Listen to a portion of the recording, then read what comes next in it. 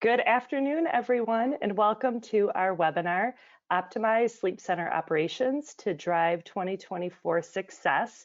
We really want to thank you for taking time out of your busy schedules to be with us today. My name is Rachel Bohr, and I'm EnsoData's Senior Marketing Director. All right, and now I'd like to introduce you to Cindy. Cindy Crosby is the Director of Sleep Services for UCHealth North. After completing her MS in physiology at Colorado State University, Cindy planned to briefly take a break as a research clinical sleep tech at National Jewish. Finding that helping people breathe while they sleep to be far more riveting than studying circadian rhythms and prairie voles, Cindy never returned to a life of academia. 20 plus years later, she has helped grow sleep labs and sleep study volume at UCHealth's Pulmonology and Sleep Medicine group in Northern Colorado. Professionally, Cindy is grateful to work with a passionate and dedicated group of practitioners and staff who value a comprehensive treatment approach.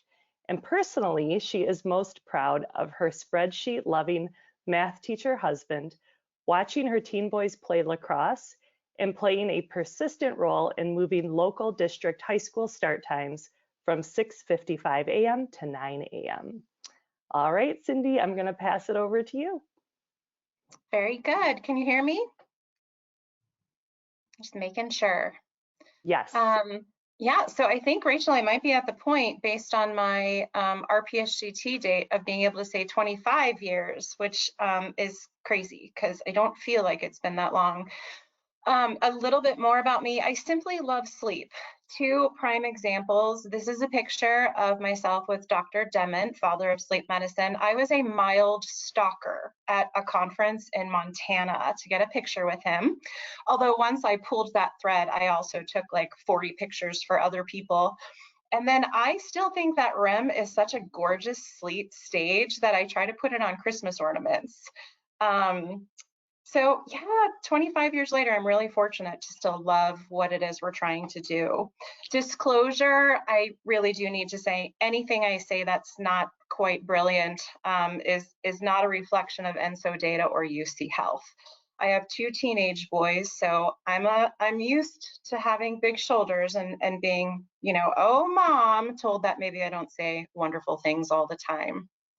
Objective-wise today, I cannot possibly pretend to either run the most efficient sleep labs or tell you what is best for your lab. You guys are your experts, but what I'm hoping to give is maybe just a little bit of thought-provoking nuggets in addition to giving my presentation to you that I gave to senior management to ask if we could use EnsoSleep. And then I'm hoping to go through that part quickly so we have a little bit of time for talking about productivity. Colorado, I didn't know before moving out here in '96 that it's basically divided in half by I-25. To the west, a lot of elevation and mountains. To the east, a lot of sort of flat plains, but even those are higher in elevation than most of the places around our country. So things like remedy or the ability to detect central apneas becomes really important to us out here.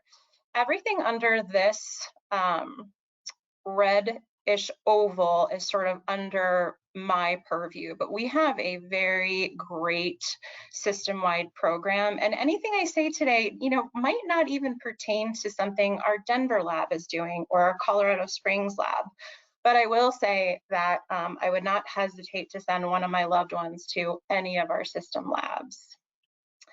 I started in about 2001, where we were doing about over 300 studies a year. And I'm very proud of this, but hesitant to be too proud because we're just hitting the tip of the iceberg when it comes to almost having broken 10,000 studies this past year. I work for 9 sleep medicine specialists. 4 are also on rotation in the hospital, pulmonary critical care doctors. And we have 4 full-time amazing APPs, as well as 1 full-time sleep doctor with another one sort of coming on board. Anyway, I love all of these people equally, which is kind of a joke, but I do actually love all of them quite a bit.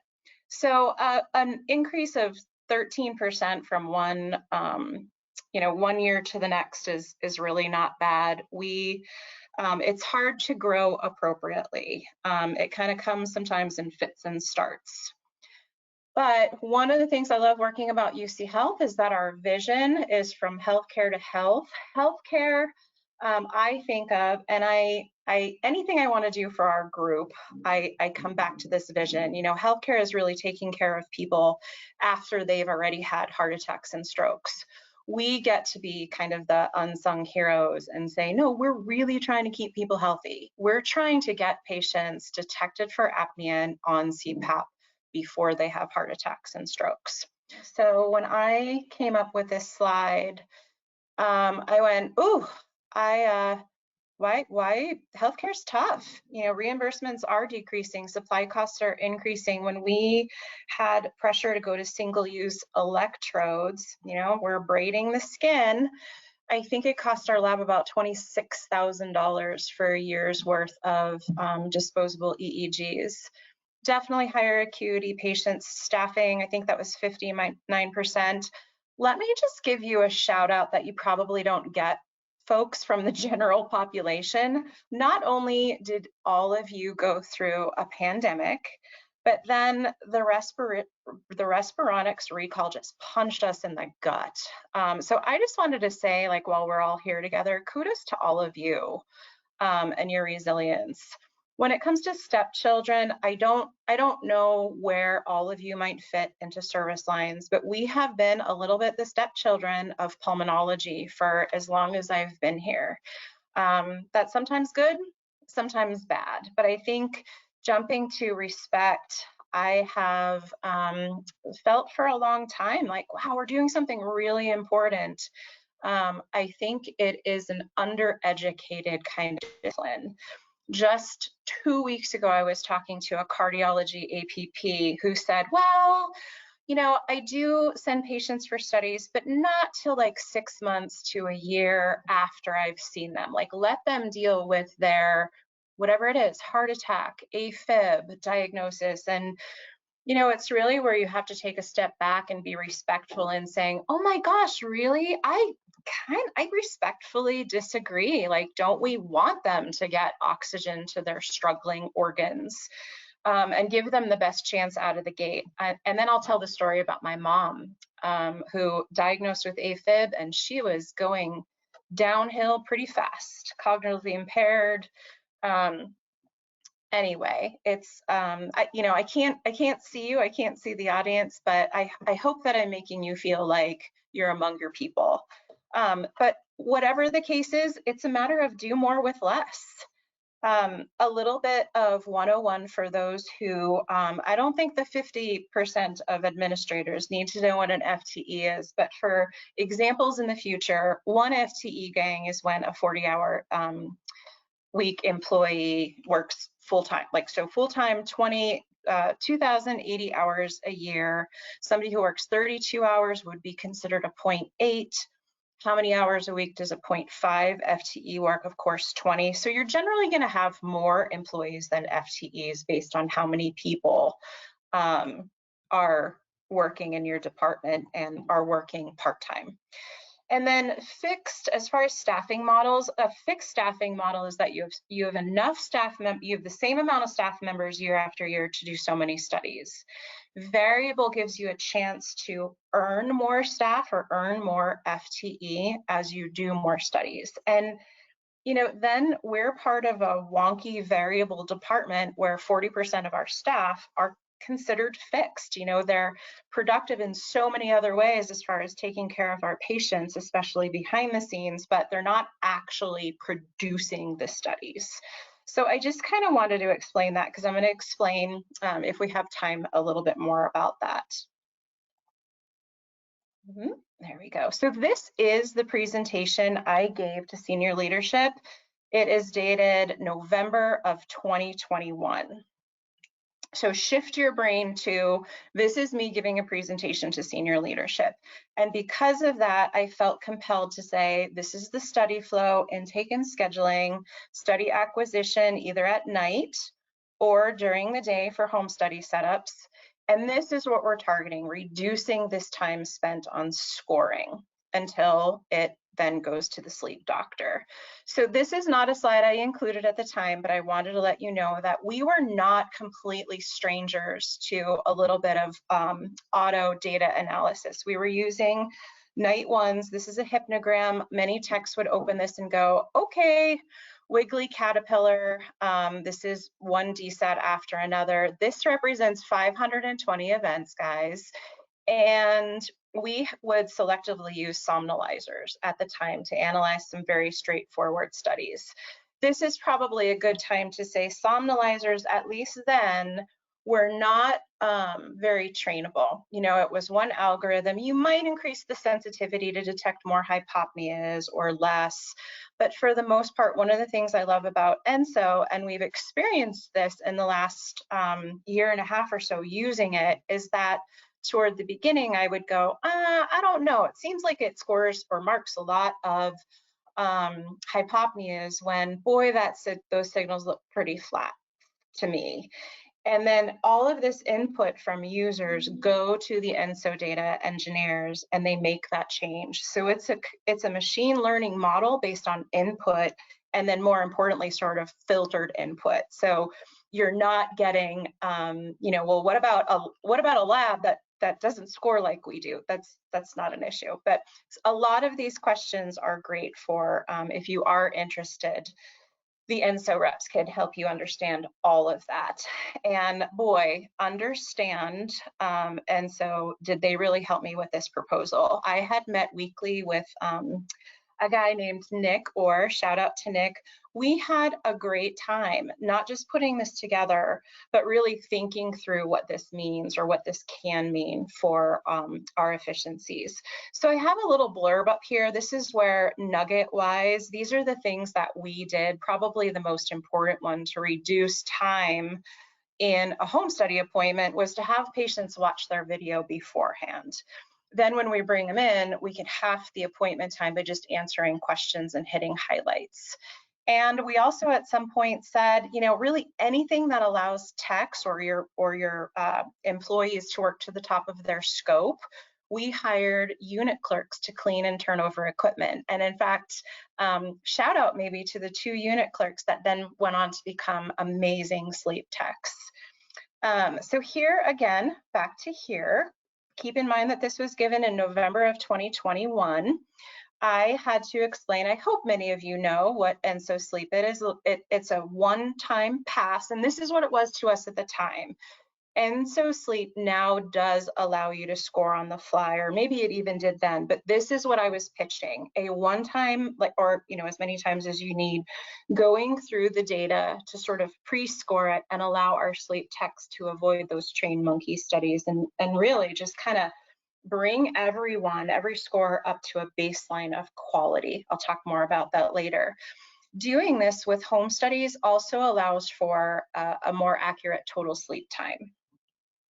So we had pitched that we were going to take our in-lab night studies from taking 75 minutes to score to 20 and 30 minutes per study to 10. So a little bit aggressive, or maybe not. You know, this might be totally normal for you. But for us, we were estimating that this would save us about 3,000 hours a year, or if you're doing calculations in your head, 1.5 FTE. I adore spreadsheets, so not just my math-loving teacher husband, but this is a really fun thing. I'm not going to do it here, but if you're working with an Enso rep, you can type whatever you want into here. So we estimated 20 minutes and 10. And this calculator says with your current volume of this many studies, it would take 3 people working 78% of the time. You could also think of this as sort of 0.8 FTE, I suppose, but humor me. And if we went to Enso, it would take only 1 person scoring 67% of the time.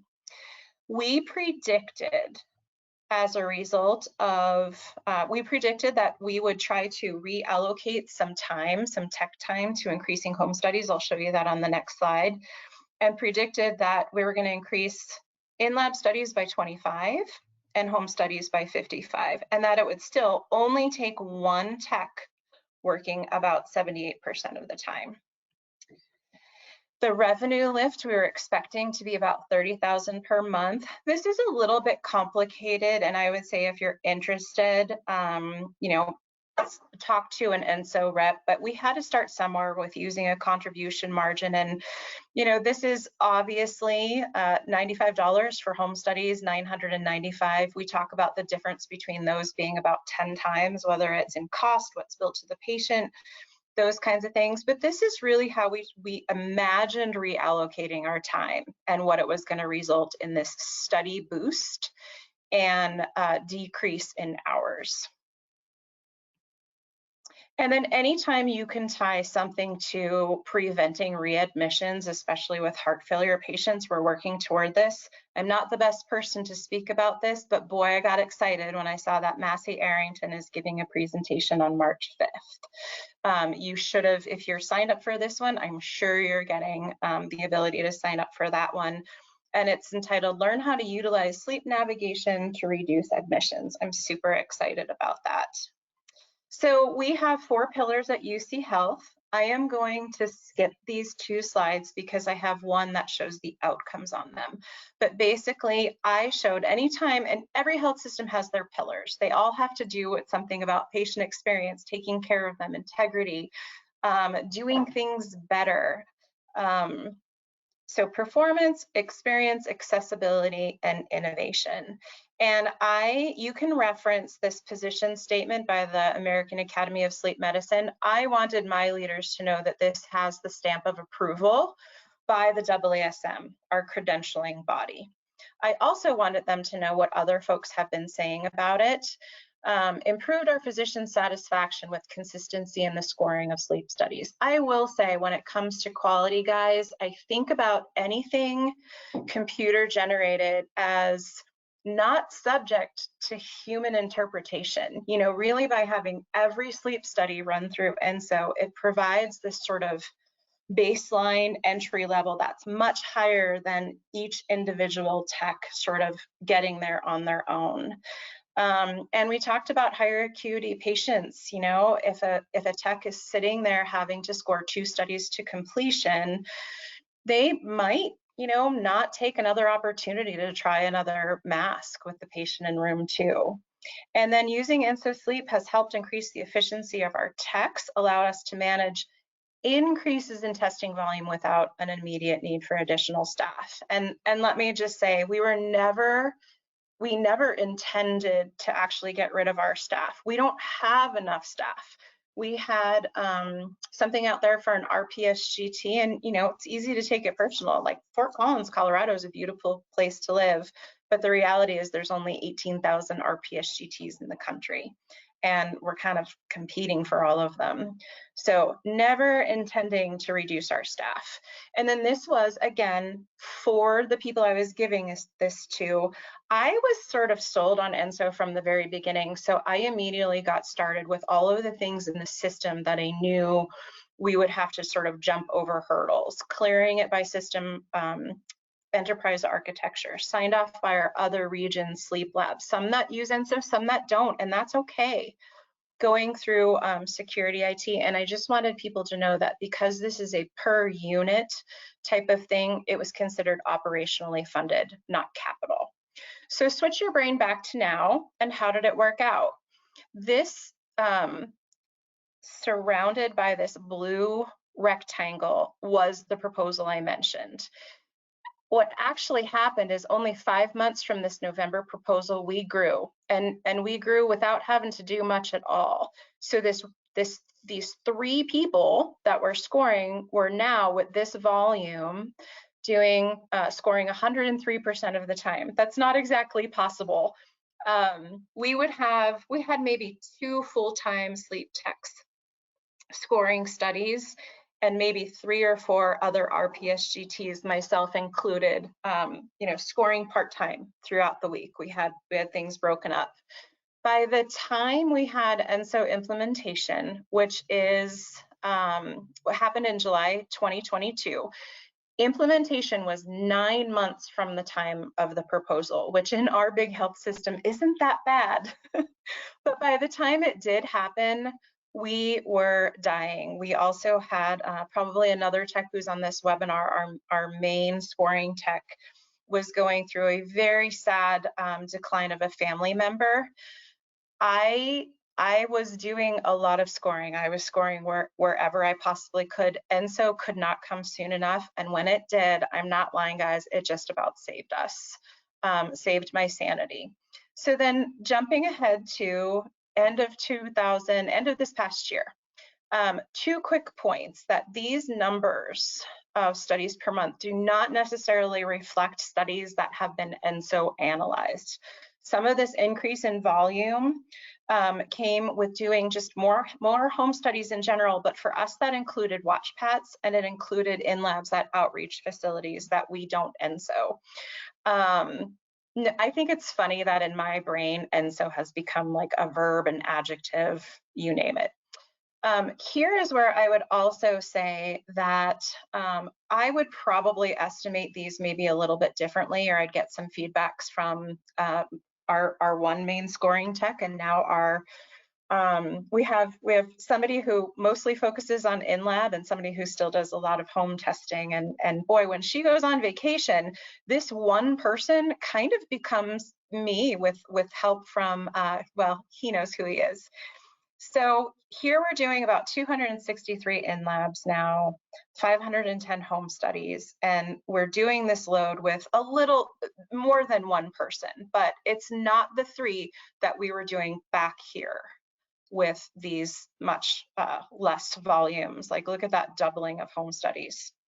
Okay, so when it relates to our pillars, I was telling finance that it's a minimum of a break even instead of hiring another tech, but beyond that, it was a savings of about 2 FTEs. I talked about quality. My experience is, I don't think that scoring accuracy for any tech at 4 a.m. is wonderful. Now that we can do EnsoScore on the fly, this is part of their study management platform. You bet we're working toward being able to do that. And for us, we have we train from technician or tech trainee to technician to technologist. This is going to be a wonderful tool for them. But in general, I thought if we're allowing a day tech to work to the peak of their scope in reviewing AI-assisted scoring, then why would we waste night tech time making them score from scratch? They could be doing other things for us, in fact, maybe overscoring ENSO studies from the day before. So it did provide us with capacity management. We added more home studies and we worked on projects. I'm going to skip anything that we worked on for sleep navigators, but it's been a pleasant surprise in our system to see our nursing team embrace stop bangs and referrals to sleep medicine. It's been great. So works out to about 6 months. I give a presentation to senior leadership and I update them. And I say, boy, this EnsoSleep thing was really cool. I want to just focus on a few things that I wasn't quite sure of going in. We finally changed our billing from a 95806, which did not have an accurate estimate of total sleep time, to 95800, resulting in a possible increase, and I think it might be a little bit more than this, of $60 per home study in reimbursement.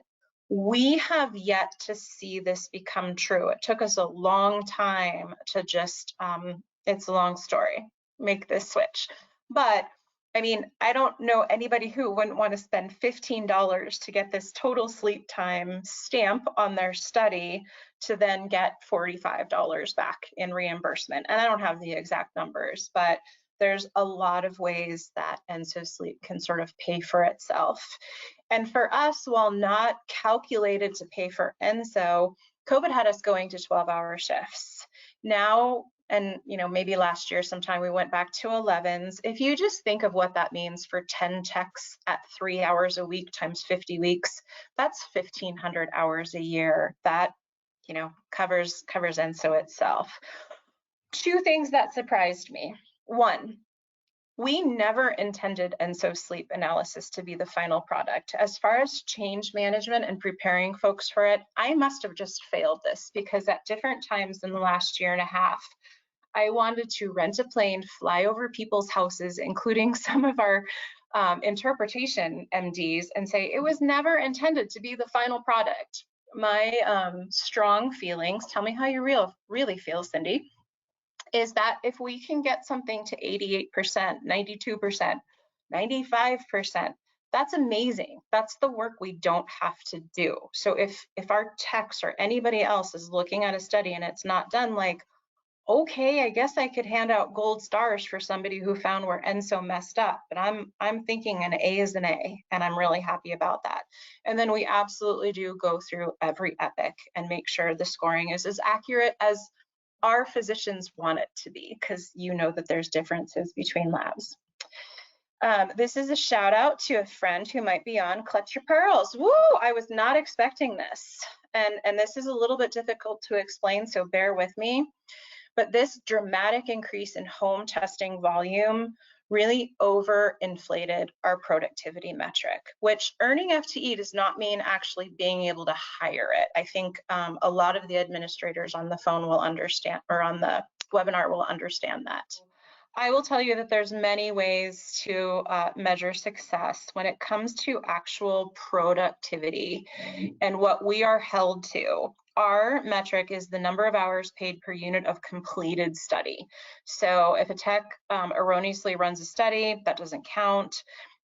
This is a little clip from one of our most recent bi-weekly productivity reports. So 14 days, our target that we are given from finance is to have each procedure counts as 5.78 hours. So if we worked 752 hours, which can be found in our report over here, divided by our number of stats, our actual stat is 5.88, meaning that we are over by 0.15, which is 12 hours for 2 weeks and doesn't sound like a big deal.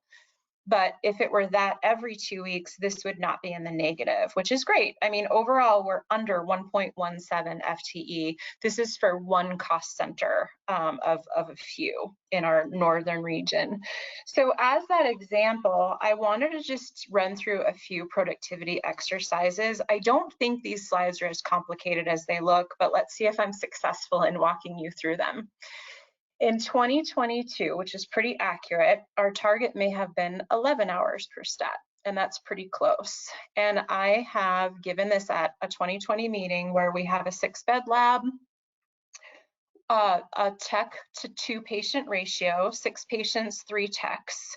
6 patients are scheduled for Saturday night, they're paid 12 hours each. And then I say, let's hypothetically, and this is, you know, this might be fairly close, that it takes this amount of time for day staff, a total of 30 hours.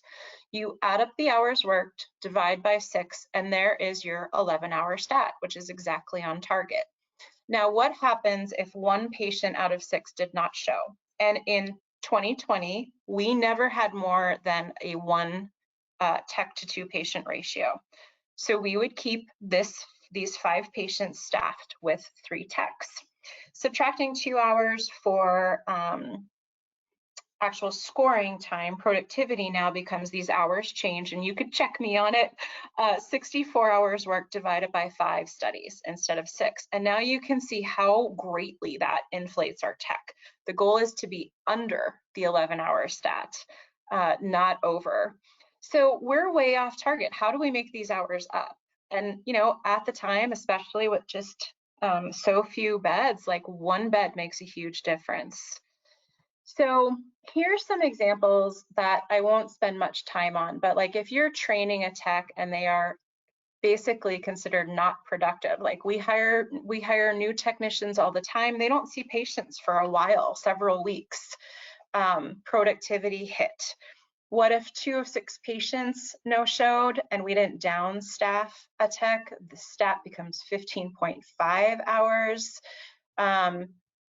No-shows hurt, especially at 2-bed labs. And then, you know, easy to see why a 1-to-3 tech-to-patient ratio is becoming more and more common. Rachel, can we ask folks to maybe enter if they're patient ratio is 1 to 2 or 1 to 3 in the chat. I'm Yeah, just kind of so yes, they curious. could put that in the question panel. If Okay, you are willing to share that information, go ahead and just throw it in the question panel as a question, and then we can see it. awesome. And you can see Oh, it's really a huge savings. And I am actually not saying I advocate for it, but I could completely see why we do it. And I'll talk about sort of finding the middle ground and all of these things. I'm going to keep going, Rachel. I'll come back to that in a second. So since 2021, our target stat decreased by about 40%. And you saw on the other slide that our target stat is 5.87. So this is the same example where we left off on the last slide, but now we've done some work in the last few years with EnsoSleep, our scoring, and this isn't even accurate. It's actually less than this, but for 6 in-lab patients, let's say it takes 4 hours instead of 12. Off time, that's still a bugger, but we have automated reminders. We reduced, shout out to Nicole, some scheduling intake questions. Scheduling becomes maybe 4 hours instead of 6. Maybe we only now have a part-time implant navigator. Those hours go down, and our night techs are working 11 hours per night instead of 12 hours per night. So you can see that night techs 36 becomes 33, day staff 30 hours becomes 16, 49 hours work divided by 6 studies. I'm sorry if your eyes are rolling back in your head, bear with me. And we have 8.2 hours per stat, which does not get us to the 5.87, but it still made a huge difference. So how do we get there? And I won't, I do think this is amazing how this kind of all goes together. I'm just thinking that I'm not going to explain it very well. But in our neck of the woods, a home sleep apnea testing procedure counts the same 1 unit of service as an in-lab study in our metrics. So take this example from the last slide, add 12 home studies and 24 hours for labor. And you could read what that is here. So in addition to these 6 night studies, we've now done 6 night studies, 12 home studies for a total of 18, and our stat becomes 4.05. Our target is 5.87. In theory, we then have the ability to hire 1.82 FTE. But here's the thing, gang, if it's not profitable, finance or the workforce committee is not going to say, oh, sure, you can have all the schedulers you want. It doesn't quite work that way. However, my VP might have 10 to 15 other service line departments reporting to her. And a little bit difficult to wrap your brain around, but in May, we had a little bit of a restructuring, and she was charged with sort of bringing some FTE to the table. Because of our surplus, we were able to sort of on paper give those to her, 2 departments that could make them, and productivity or profitability isn't always measured in something, something like this may have allowed us to not close down a service that doesn't necessarily make money, but is really important to our overall hospital. So this little sleep lab or sleep labs, we're kind of big, but it's fun to use the argument that we're little sometimes. But we saved jobs, and that was an amazing thing to be able to do. So long story short, I was not counting for this overinflated FTE allowance that we were then able to, kind of give back. So we go through this exercise. It's, not rocket science as far as what will affect, what will negatively or positively affect productivity. But we are looking to do some online scheduling for home studies, educating referral sources for need for less intake. Always fun. We're still fighting the battle of, well, my doctor told me over the phone that I needed it. Well, we need a face-to-face visit. That's tough. I think everybody's starting to put a little bit more work on the patient, getting some questionnaires filled out before and after with the EHR, or even some of the new devices coming out. Again, we love that we have patients watch educational videos in advance of their appointment, unit clerks. Yeah, pre-analysis of study scoring by EnsoSleep. But I would love to hear, again, I don't pretend to have all the answers. In fact, I would love to hear any that you have. And then it's all a balance. You know, in-lab studies don't do a lot for productivity. They take a lot of hours worked, but they give us our contribution, like a big contribution margin. They're profitable. They also get a lot of diagnosis and CPAP titrations done into the form of splits at the same time. Home studies boost productivity. Not, you know, if all we did was add home studies to increase FTEs, we wouldn't make much money. And a lot of that is out of our hands and is insurance driven. And then my philosophy is always to try to find a balance. We are still mostly a 1 to 2 night tech to patient ratio. On one side I have it green, and on the other, and so it could be red, it could be green. So it could be a good thing, it could be a bad thing. I don't want our techs to work with 3 patients. It does take away from patient care. It's a little overwhelming, not always. So we've been recently experimenting with a 2 to 5 to ratio. So let's say you have 6 beds, 1 patient doesn't show up, maybe the 3rd tech scheduled that night, or one of the 3, and sometimes we leave it up to the techs, might hook the patient up. The 5th patient leave around 11 or 12, so get some hours, and then 2 techs monitor 5. We have 2 techs, 3 techs that do this, not regularly, but often enough to get a fist bump and say, it really makes a difference in our productivity. Thank you. So then I am going to wrap up here pretty soon, and we'll have time for questions. This is a little bit just of my philosophy. What is in your toolkit? And that word is armamentarium. I think it's just really fancy and wanted to include it. In my mind, I hear people poo-pooing vendors a lot. You know, oh, some offices have policies of just not letting a vendor through the front door. I kind of take the opposite approach. I feel like, especially talking to Nick in the trying to put together the presentation, or now Alex and Jamie, we have access, Andrea, we have access to vendors knowing what the best labs around the country are doing. It's a source of just great information without having to put yourself out there. So that's just my perspective. It's kind of the same thing on competitors. I had the pleasure of speaking with Massey a few years ago. I found out in our patient experience compare group who our competitors were, and they are competitors, right, for patient experience scores, but a set of labs in Atlanta is, you know, not really competing with us. We can share ideas, and it's, I just can't wait to see his talk. But, you know, consider who your competitors are. Go on the AASM, call a lab from across the country. Chances are they want to ask you similar questions. And then implants. We've been doing Inspire implants since, I want to say, 2016, and Remedy implants in 2019.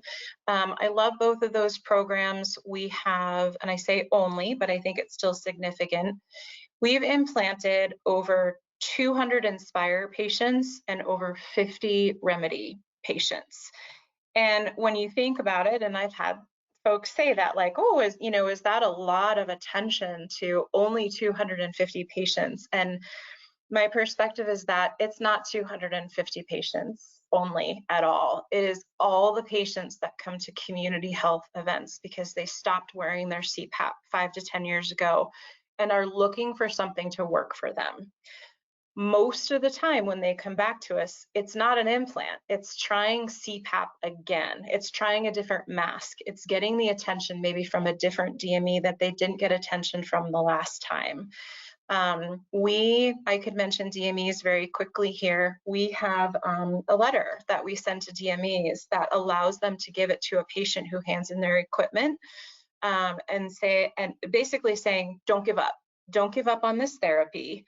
Or if you do, please go back to your doctor and talk about other options. So just some thought and perspective. Some other things that I want to instill, I think I don't know, for all of us, it's work, right? We show up all the time. It's not, we have to recharge ourselves. So I have some examples on here that I won't read, but get creative, think differently. Don't just look for the win-win, look for the triple win. And I always look for the middle ground. Like I said, that maybe a 2 tech to 5 patient ratio. Be brave and educate. I'm not lying. Joint Commission was just here last weekend or last week. So any errors in this is because of the Joint Commission. I didn't have as much time to work on this. I'm kidding. But we basically told him, he said, oh, REM, deep sleep. And we said, no, it's not. Be respectful, but I do think that sometimes folks just don't know what you do is so important in overlapping with every disease state. And then challenge yourself. A lot of folks that have done webinars before have talked about a growth mindset. Pick a disease state, have lunch with someone, extend your circle, create relationships. And we've had a lot of success with suggesting process improvement projects, Greenbelt Lean. We have a wonderful cardiac nurse doing a project to get from one ladder to one step on the ladder to the next on her nursing model, and she's doing stop bangs in the cardiology unit, and we're experimenting with just getting letters in the AVS or direct referrals, and who could do those. So let other people do some of the work for you.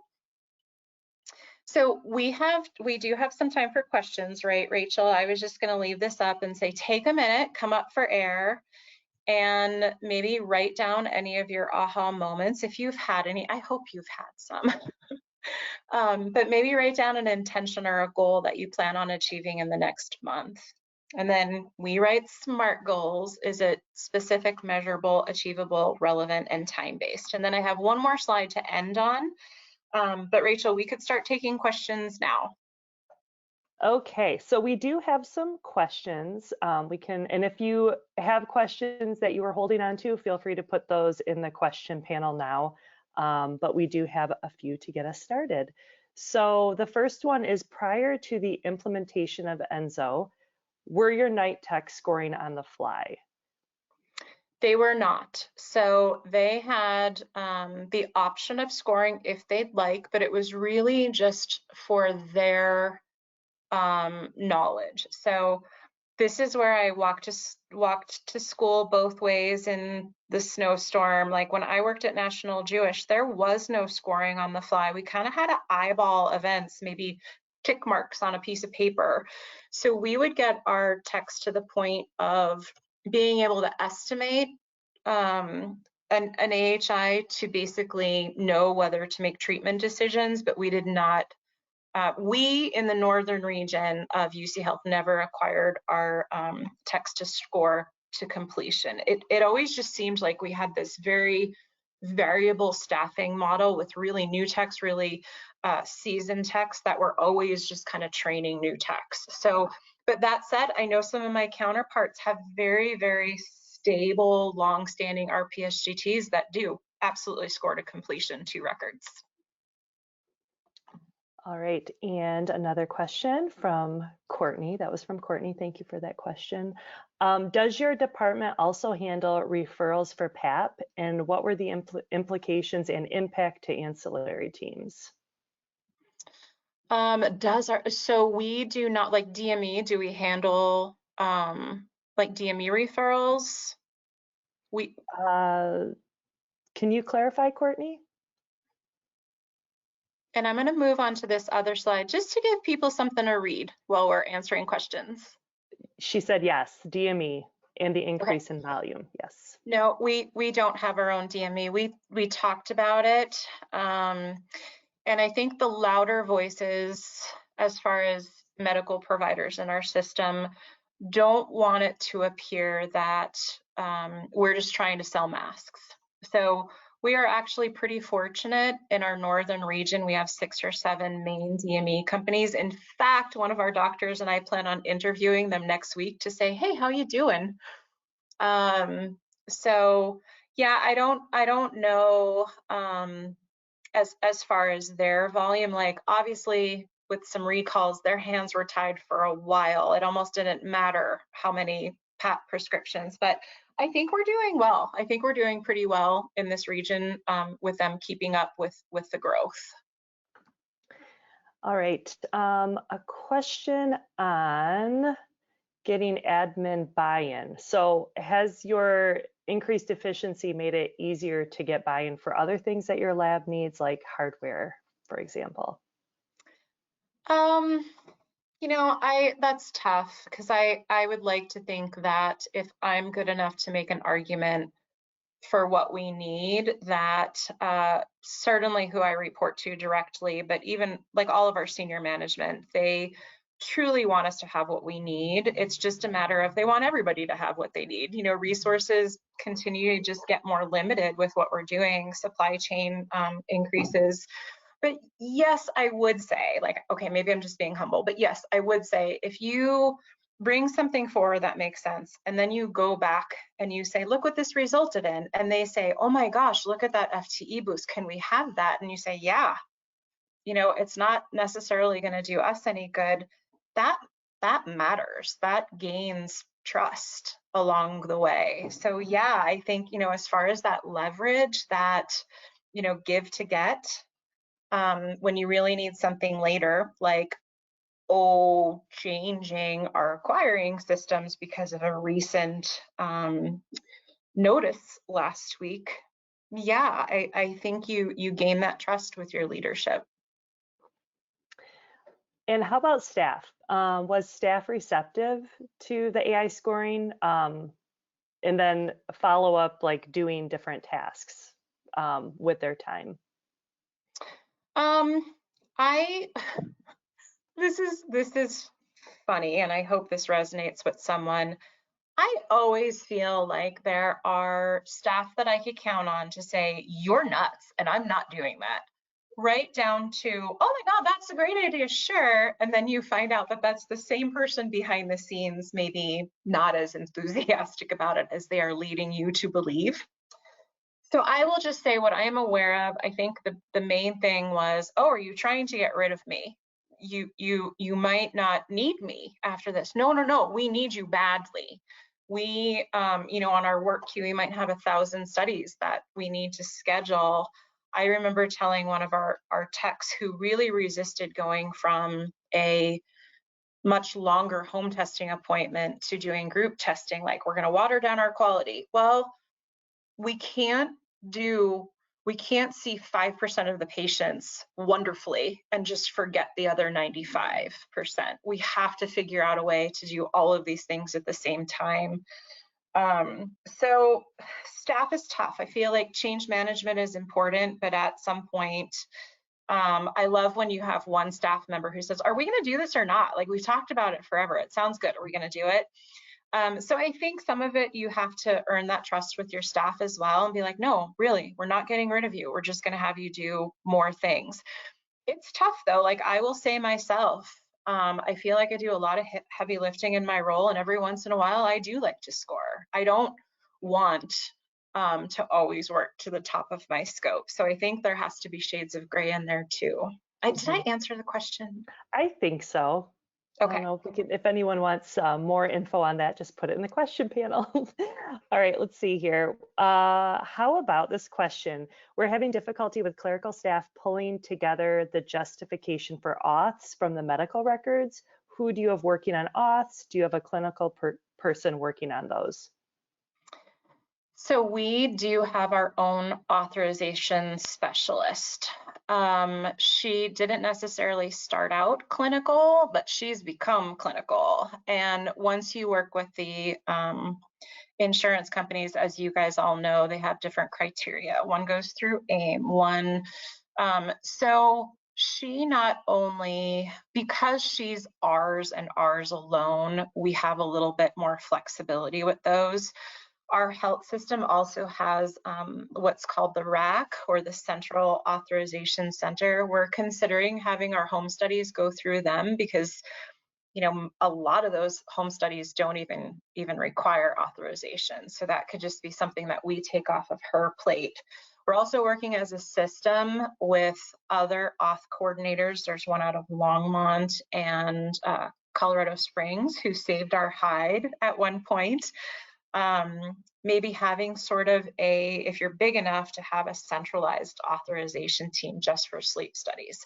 But even in Steamboat Springs, where we have 2 beds, they have taken a centralized scheduler and sort of just educated the heck out of her to make sure there's some more information rounded out on intake that you could get from the patient if your referral sources are sort of dropping the ball in note taking. But I will open myself up for, if we don't have time and you want to ask any more questions, I will not answer you this week because after Joint Commission and this, I just need a little break, but I will answer you at some point. If you want to email me, it's cindy.crosby@uchealth.org.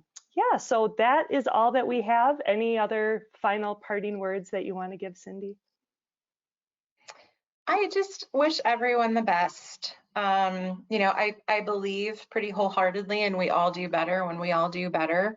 So I hope it's really, my husband, he is a very thoughtful man. I'm a little bit more action oriented. And he said, do you have any experience presenting to a whole bunch of people you can't see? And I thought, no, I really don't, and that's difficult for me. But on the other hand, if I really thought about taking the next step, whatever that is, if I thought too much about it, I probably wouldn't. Like, progress is a little bit scary. So I guess I just want to encourage you, like with my mojo, whatever it is, to take the next step. Well, Be as thank fearless as you. you can. Yes, thank you so much, Cindy. This was fantastic, and you did fantastic. You were a great presenter, even when you couldn't see anybody. So thank you so much for doing that, for sharing your wisdom with us. And thanks to all of our attendees for joining us. We realize it's hard to carve out an hour in a busy work Especially week. without a credit. You all Right. genuinely wanted to be here. Yes, yes. So thank you for that. And for those requesting follow-up on questions, we will definitely get back to you within the next couple of days. Thank you so much again to everyone for joining us.